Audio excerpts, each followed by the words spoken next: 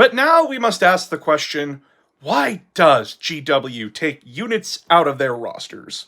Why did they kill my boy the Decimator engine? Well, there are two main reasons for this. The first reason is, of course, the business side. They aren't selling. If something isn't selling, if something is not making money, it goes away. That's how it's been since Rogue Trader. Because as a business, it doesn't make sense to keep making something if no one is buying it, or if the sales are not making up the cost to make it.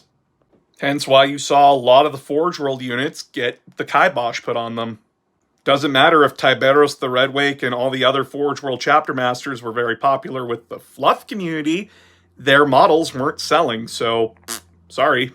The second reason is that a lot of the models that have been removed are just old, or are made of materials that GW doesn't want to be using anymore. Because so many people complained about fine cast and resin models that GW did pay attention, going with the more traditional plastic that we know and love. And yes, it does suck when GW does take out legacy models like that. It sucks that models that have history in the game are just gone. But here's the thing that a lot of people either tend to forget or it inconveniences their argument. Doesn't help that GW doesn't push it, but hey, here we are. The units might not be for sale anymore, but they sure as hell still have rules. GW and the designers are very aware that people are attached to their older models, and that they still want to play with these things. So of course, they gave everyone a resource to use these older legacy units. Now in 40k, you can't use these legacy units in competitive, but you can use them in fun games and crusades. In Horus Heresy, people are okay with you using them at events because Horus Heresy is a more casual game.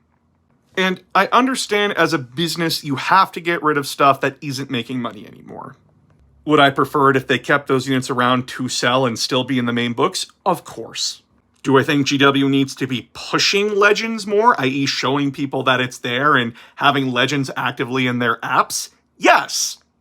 But I am glad Legends and Legacy unit sheets are still here, because they still allow you to play with the units that you worked your ass off on, which will lead to a more longer video about competitive, casual, and legacy.